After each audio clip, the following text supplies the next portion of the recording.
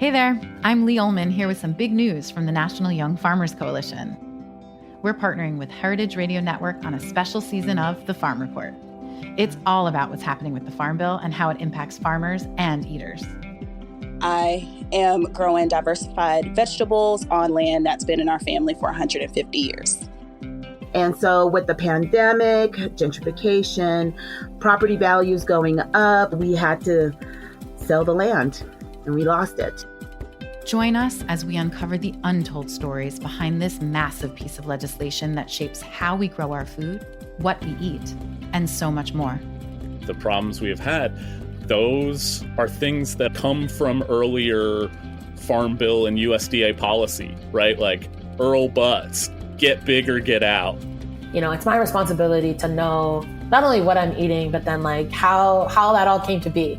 And realize like, wow, like this piece of legislation, all this money, like it's technically something that I support as a taxpayer. While Congress debates the next Farm Bill, this is not just an invitation to listen. It's a call to action. Be part of the conversation. Subscribe to the Farm Report on Heritage Radio Network, wherever you listen to podcasts. This episode is brought to you by Castor & Pollux, maker of America's #1 organic pet food, Organics. Look for their newest line, Pristine, the only complete line of pet food made with responsibly sourced ingredients. Learn more at heritageradionetwork.org/pets. You're listening to Heritage Radio Network. We're a member-supported food radio network broadcasting over 35 weekly shows live from Bushwick, Brooklyn. Join our hosts as they lead you through the world of craft brewing, behind the scenes of the restaurant industry, inside the battle over school food, and beyond. Find us at heritageradionetwork.org.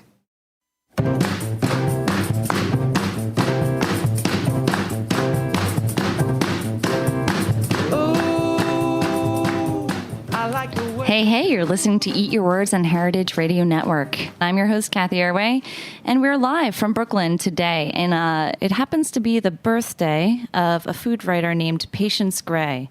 She was a very lesser known but very influential food writer and lived from 1917 to 2005. She's been called the greatest food writer that you've never heard of, but I'm really excited to talk more about her today with the author of a biography about her. So I'm joined today by Adam Federman on the line from Vermont. Is that right? Yeah, Vermont. Thanks for having me. Yeah, thanks so much for joining us, Adam. And congratulations on this book. I'm curious, though. You've been an investigative reporter. You earned a Russian Fulbright Fellow. You've been a Middlebury Fellow. You have written for The Nation, The Guardian, Columbia Journalism Review, Gastronomica, and many other journals. But is this your first full-length book? This is my first book, and it might seem somewhat unrelated to my other work, but I've always had an interest in food and have actually worked as a cook, and bread baker, and pastry chef, and was always, interested in food writing and food writers. So when I came across Patience after she died in 2005, I read an obituary in the Art of Eating magazine that described Honey from a Weed as one of the best books that will ever be written about food, and that certainly piqued my interest, and that was kind of the beginning of what turned into a very long 10-year project. Yeah, it sounds like, and you mentioned that the editor of The Art of Eating, you found that it was surprising to hear such glowing endorsements from a more critical, usually, editor. Yeah. And it seems like Patience was something of like a secret amongst this very, influential inner circle of chefs and food writers. So you mentioned that Patience was beloved by the likes of Alice Waters, April Bloomfield, and more. But to most of us, she was pretty unknown. Right. I mean, she didn't have much of a presence beyond that sort of small circle of food writers, as you mentioned, and many of them actually went to visit Patience. They were so kind of taken by her work, which was really singular, that it actually inspired them to make the long trek to Puglia to visit her, including Ed Baer, the editor of The Art of Eating magazine, Corby Kummer, Harold McGee, Alice Waters, Nancy Harmon Jenkins. A lot of people sought her Deborah out Madison. because I think in part because there was this somewhat mysterious aura about her. Yeah, that is pretty fascinating. So her seminal work is called, Honey. My notes are all over the place. Honey from a Weed. What is so singular about this work? Well, it really brings together sort of narrative nonfiction writing about the many different places that Patience and her partner Norman lived throughout the Mediterranean, and writing on food, including recipes, of course. But to describe it as a cookbook is really not to give a complete picture of what it is. Mm-hmm. And, she had a very difficult time finding someone to publish the book, in large part because it is so unusual, unconventional, for a cookbook. But yeah, it's... Sorry, go on. It sounds like a very influential editors wanted to publish it, but it was too risque for a long time. Yeah, there were some. I found an amazing letter, actually, from Judith Jones to Patience's publisher, Alan Davidson. So Alan Davidson, the founder and publisher of Prospect Books, ultimately did publish Honey from a Weed. It came out in 1986, so a little over 30 years ago now. And he was trying to find someone in the United States to take it on because he felt that it would have a real kind of impact. So he wrote to Judith Jones and asked her if she'd be interested in doing this, and she wrote back to say that she had actually seen the manuscript at some point and fell in love with it and kept portions of it when she needed that kind of sustenance. But she also went on to say that Knopf would never take on something like that at that time. The publishing world had changed, and you're right. They weren't willing to take that kind of a risk on a book that, in the end, it actually sold very poorly in the United States. Despite its critical reception, it sold very poorly. So it's one of the nice things about having kind of rediscovered her today is that Honey from a Weed is again being, introduced to a new generation of readers. Now, isn't that sort of maddening, though? So many people passed up on this, what so many have called now so influential. What was so crazy and not mainstream friendly about it? I know she talked about wild foraging. She lived in a very remote area of Puglia. And she she basically grew most of her food. Did people just didn't think it was relatable? I think it was partly the structure of the book. It's just not a standard kind of recipe book. And also, I think part of it was the fact that she was writing about a place that was so far afield. However, I think today that might not be such an issue. That sounds great. Right, Aspirational. It sounds like the kind of thing people would jump at. Right. But, we have to remember 1986 was a little bit before the sort of interest in really exotic and remote, places and the kinds of food and traditions that sustain them. So who knows? Maybe the book would have had an entirely different reception today. Right. And I think it's really great that you've picked up and sort of further embellished her story today. Greatly so. This is a very, very intoxicating biography, I have to say. It's I haven't read too much of Patience Gray's work, but I need to now because this work is so wonderful. But you write that at the end of the introduction, you write, indeed, her hope that a more traditional approach to food and cooking would take root, even among city dwellers, has exceeded the most optimistic expectations. Honey from a Weed lives on, a source of inspiration to many, but Patience herself remains an almost forgotten culinary star. So, yes, this approach, this back to the land, basically traditional approach to food, and it is definitely, you see it in all the finest restaurants, in all the great cookbooks, are extolling the seasons. For instance, they're organized by seasons these days. And that was very much what Patience was writing about. Absolutely. And I think this idea of nose-to-tail eating, really making the most of what you have and not wasting anything, I think that idea is something that in the last 10 years has reshaped the way we think about food and, in fact, the way we eat, and largely for the better. Mm-hmm. I think that it's interesting that she was very much removed from, let's say, the Northern California 60s, 70s back to the land movement in America, where a lot of us associate the slow, the growth of this food movement coming from. She was in a completely disparate, distant land, and yet those values that she treasured, she was a little ahead of her time, but she was not even, part of this movement. Right. She really wasn't, and she decried being attached to any kind of group or movement. Was very much an individualist. But some of the same forces that were encouraging people to or pushing people to embrace some of the ideas that were part of the Back to the Land movement here in the United States were also bubbling up in Europe. And Patience and her partner Norman, they met in 1958. And left London in 1962. So it was really at that very charged political moment that they chose to leave the big city and begin their travels.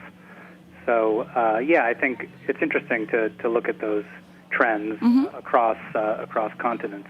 Why do you think, Adam, more people should be? Why do you think we should revisit Patience Gray today? What can we gain from that? I think one of the most important things really is this central idea to her cookbook and to what she felt was the foundation of Mediterranean cooking, which was built around fasting and feasting. And it, it was partly seasonal.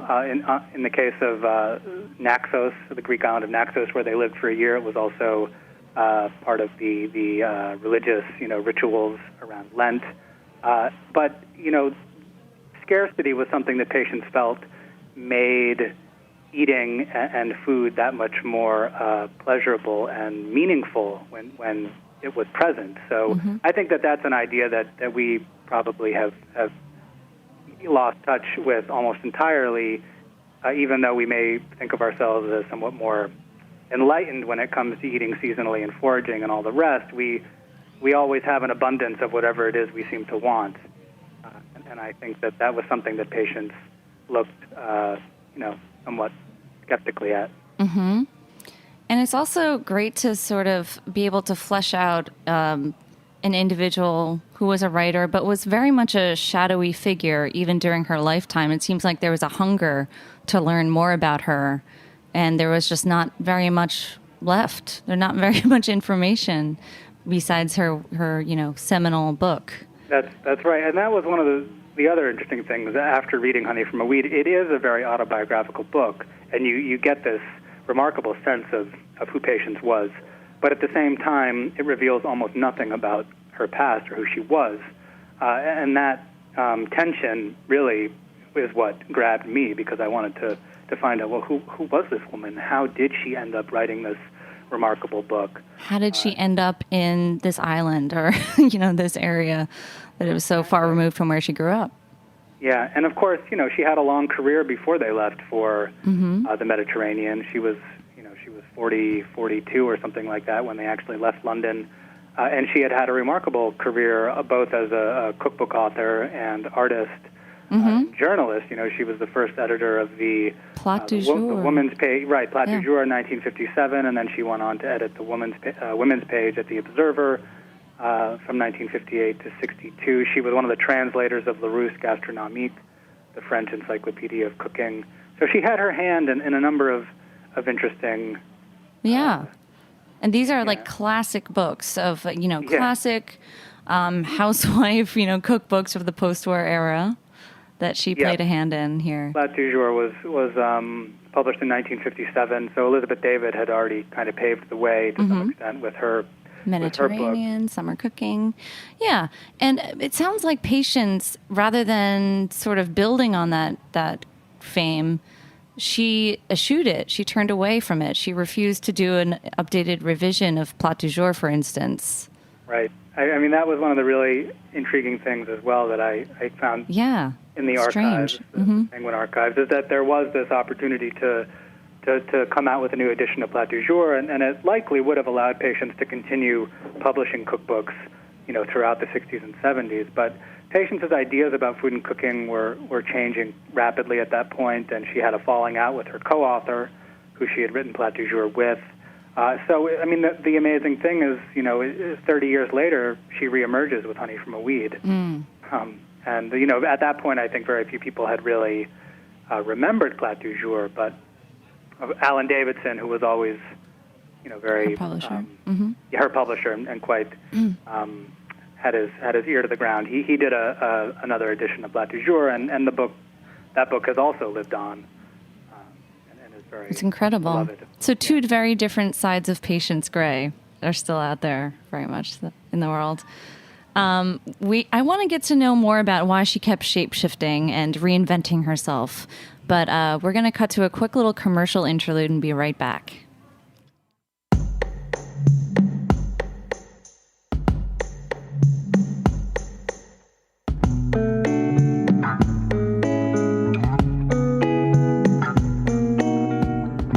This episode is brought to you by Castor & Pollux, maker of America's #1 organic pet food, Organics.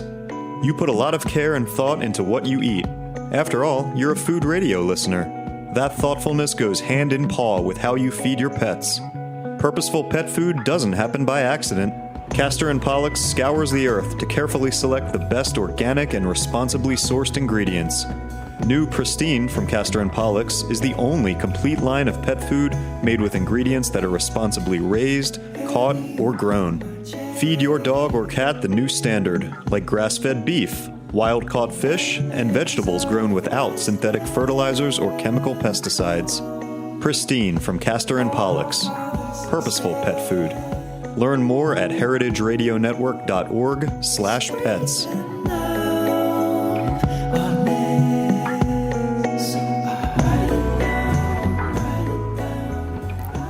All right, we're back chatting more with Adam Federman. He was helping us uncover the mysteries of Patience Gray, a visionary food writer. His biography is called Fasting and Feasting, The Life of Visionary Food Writer Patience Gray. You mentioned Elizabeth David, and I think we may have mentioned MFK Fisher. Where do you think Patience falls in this line? Is she a very different type of writer when it comes to food writing? I think her writing shares some similarities, certainly with David and MFK Fisher. I think stylistically more with MFK Fisher. And Plat du Jour was much more in Elizabeth sort of David.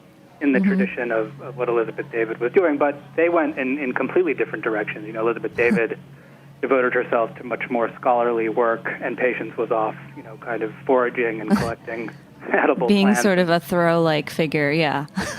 And it's interesting. Patience, she talked about that in some of her letters, the fact that Elizabeth David was writing not from life or experience, but from books, and Patience kind of came to see that as somewhat flawed.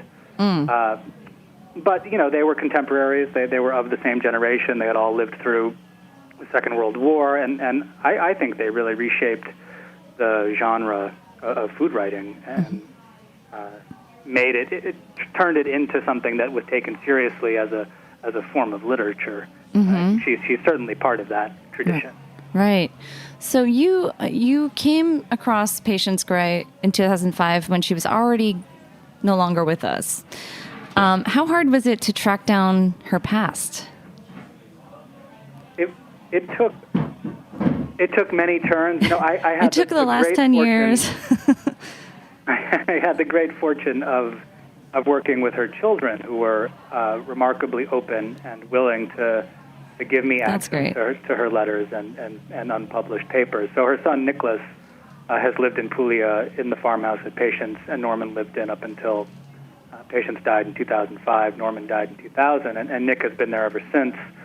So I got in touch with Nick and his sister Miranda, and Nick said, "Come down. You're welcome to look at the he called it he said it was in a state of horrendous chaos, and that I would take one look at it and, beat a hasty retreat to find a saintly monk to write about. That's the adorable. archive was much too tempting. Oh, that's great. So it sounds like Patience really was critical of the society that she grew up in and her family too. And she completely, doesn't regard this period of time at all in the weed. Sorry, I can never say honey from a weed. Yeah. This whole period of time. And she grew up in a very privileged household. Did she find that this just too suppressive? I think there were many aspects of her childhood that she found oppressive and railed against and spent much of her life trying to break free of. At the same time, she did have a lot of remarkable opportunities for a young woman and opportunities that her two sisters were not Okay. granted. She went off to boarding school in London at the age of 12 or 13, traveled in Eastern Europe, Romania, went to the London School of Economics. She was incredibly curious and precocious, but she always felt that her parents and their Edwardian, background and upbringing had been stifling, and was something that Patience wore, as a bit of an albatross around her own life, as something that she kind of had to constantly beat back. Right. And yet, it was her family's wealth and fortune that allowed her to explore this independence and travel and so forth. So it's Indeed. interesting. And I think her mother, Olive, gets short shrift in Patience's, her own memoir. And, Patience's children were very fond of their grandmother. So there were a lot of, there's a lot of mythology in any autobiography, and I think Patience certainly had her own version of what her family was and how she felt about it. Interesting. And it seems that she herself regarded herself as her own life really beginning in her 50s or so when she and her partner moved to Puglia. Yes. So this whole other period was just not as important.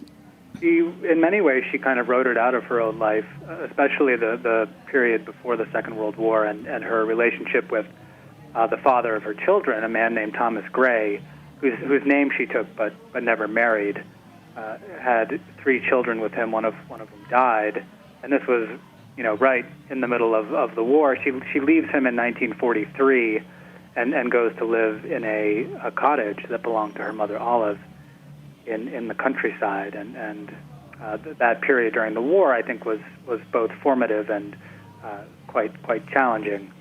Sounds like it's incredible to be able to live so many lives, and she lived quite long too. So it's a remarkable story. Despite the fact that she was a heavy smoker, which a number of food writers who went to visit her were somewhat surprised to discover. Wow. Must be something about that Mediterranean air or something that cleanses it. No, but it's a really fascinating journey that you take us on with her life and all the changing sort of seasons of a life and attitudes towards food. So why did she write Honey from a Weed? Was she trying to sort of cement this is no longer me, the plat du jour, the other, cookbook eras. Was she trying to leave a lasting legacy?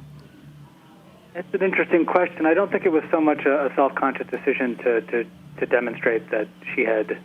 Because she didn't seem like she craved, fame and stardom. No, certainly not. And I think she was. I don't think anyone would write a book like Honey from a Weed craving any kind of fame or limelight, because she toiled away at this thing and was relatively unwilling to compromise, even though she knew that it was extremely difficult to find. She worked hard to find a publisher for almost 15 years. She had agents in London. She was somewhat, she was relatively well connected because of her career as a journalist in Hampstead. Right. So, she knew what she was doing, and she was willing to wait. To write a book like this, and knowing that it may not end up seeing the light of day. She had the patience, so to speak. She did. The perseverance. And for her, I think it was more about the work and the artistry involved in whether it was jewelry making, sculpture, or writing about food. Do you think that all this time, kind of just working on it, waiting, not caring if it didn't, land, but hoping that one day it would, do you think that during this time she was able to sort of work on it more and let it simmer and the ideas mature? Undoubtedly, and you see that in the various versions of the book that she wrote. She revised it significantly, at least twice. And then, of course, when Alan Davidson agreed to publish the book, they had a remarkable correspondence. The book was edited via letter. They sent letters back and forth at a furious clip, and those letters are just absolutely astonishing. So the book, it changed. It changed over time, and then Patience's way of thinking changed, and also, of course, it evolved with her. Yeah, and their life in Puglia, she incorporated much of the traditions and foods from that part of Italy. Incredible.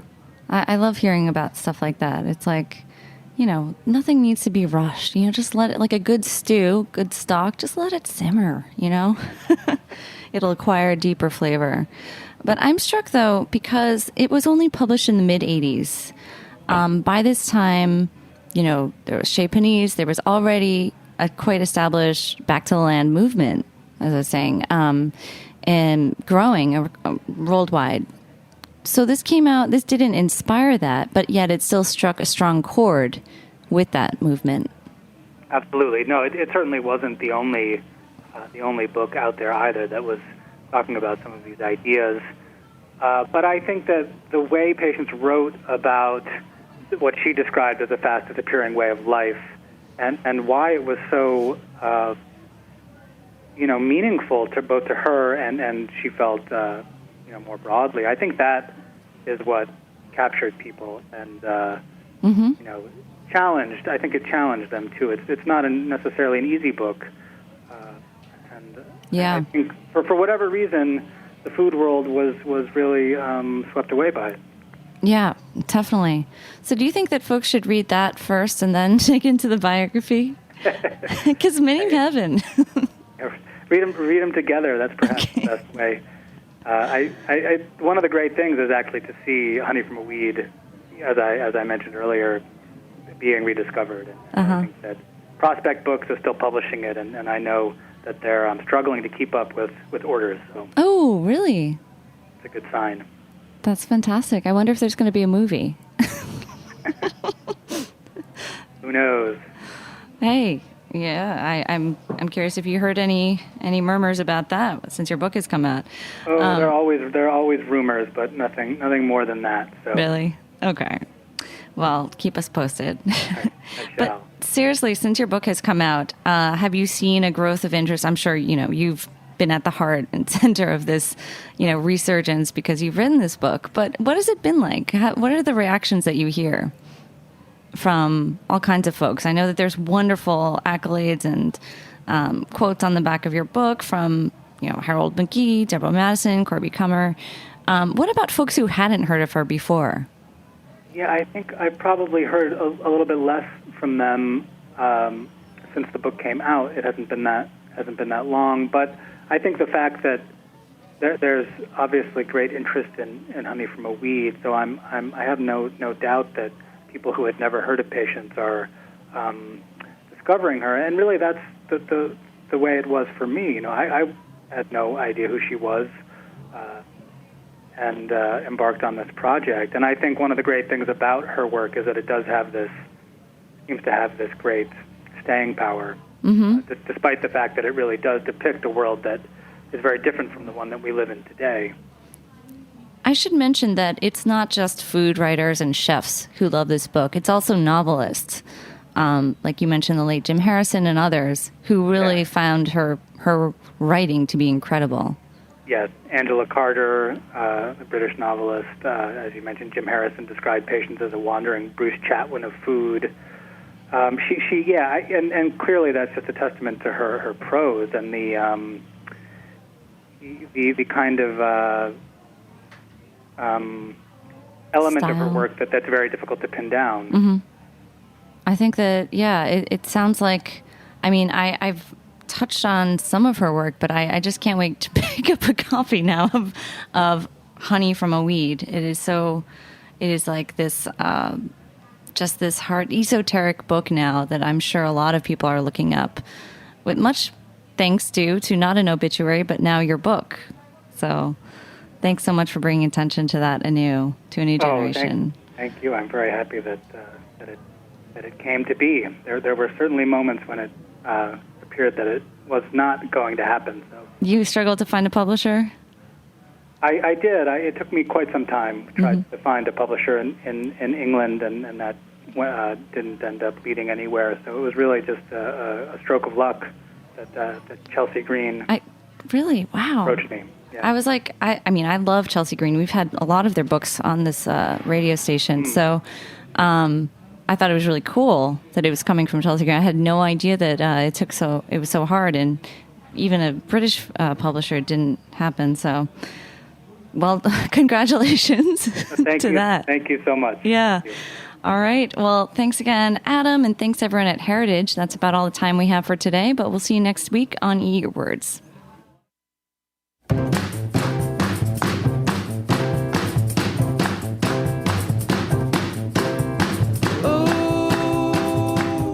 Thanks for listening to Heritage Radio Network, food radio supported by you.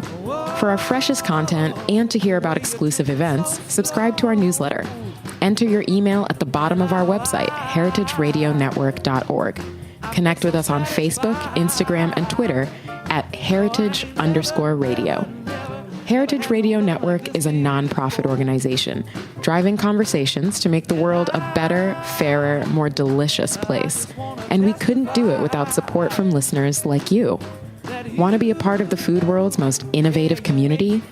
Rate the shows you like, tell your friends, and please join our community by becoming a member. Just click on the beating heart at the top right of our homepage. Thanks for listening. Never had no loving like this before.